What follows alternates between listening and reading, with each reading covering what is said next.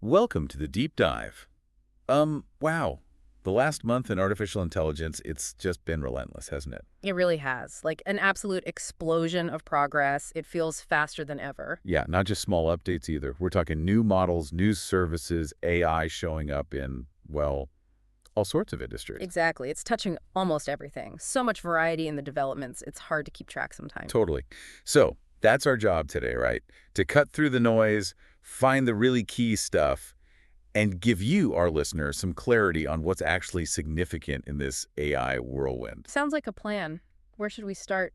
The new models seem like a good place. Okay, yeah, let's dive in there. Google's Gemini 2.5 Pro that's making waves sounds like a pretty big deal. It really does. The talk is all about its improved abilities, reading, writing, coding, but more than that, understanding complex context. Context and reasoning, yeah, not just pattern matching. Exactly. And importantly, it's not just theoretical. It's already in Gemini. It's in Google AI Studio, so people are actually using it.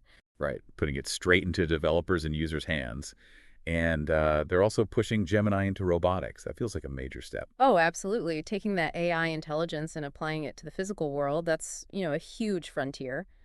Guiding robots with that kind of understanding, big implications.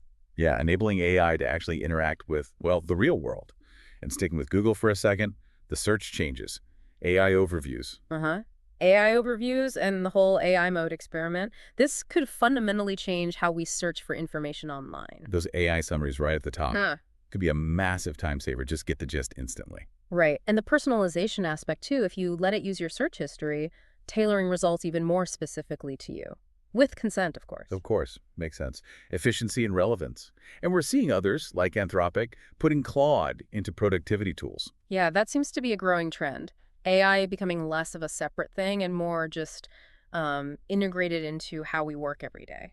Okay, and it's not just the big players. What about the open source side? Alibaba's Qwen 3, DeepSeek R1. Good point. They're definitely getting attention.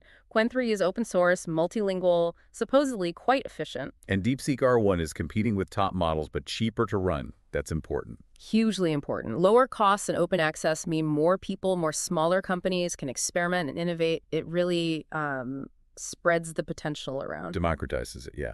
Okay, so the models are getting smarter, more accessible.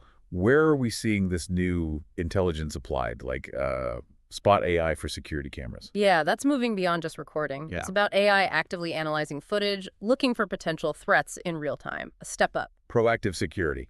And, wow, Microsoft stopping $4 billion in fraud using AI. That's a concrete number. That's a very tangible impact, isn't it? Shows AI isn't just hype, it's actively working to protect against, real threats. Definitely. Then there's education. Duolingo going AI first. Yeah. Talking about AI employees. That sounds futuristic. It's a bold vision, but it points towards AI personalizing learning at scale, maybe automating some teaching tasks.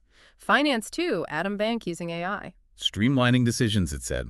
Probably making things faster, more efficient behind the scenes. Likely. And medicine, the AI beating doctors on the USMLE exam, that really grabbed headlines. It did. What's the key takeaway there, though? Is it replacing doctors? Not necessarily replacing, but augmenting.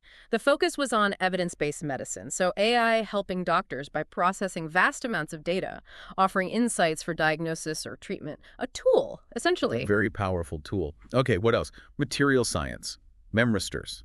That sounds complex. It's pretty cutting edge. These new memristor devices can do both analog and digital operations, which is great for continuous learning in AI hardware. More adaptable, maybe more energy efficient. Right, building better brains for AI, kind of. And computer vision, making machines see more like humans. Sort of, yeah. Techniques like this LP convolution are inspired by how our brains process images. The goal is more nuanced, accurate machine vision. Fascinating.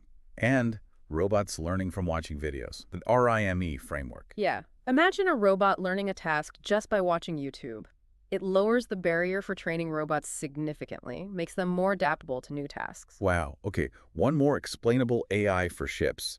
Avoiding collisions. Crucial area, especially for safety-critical systems like navigation. If an AI is making decisions, people need to trust it, and understanding why it made a decision is key to that trust.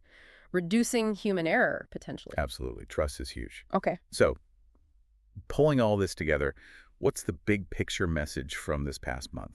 I think it's the sheer speed and the breadth of AI integration. It's moving from research labs into practical tools, into industries, into everyday applications faster than ever. It really feels like it's becoming a foundational technology, not just a niche thing anymore. It's starting to shape our present, not just the future. Well said. It's impacting how we work, how we live, how we interact with information and the world. So a final thought for you listening.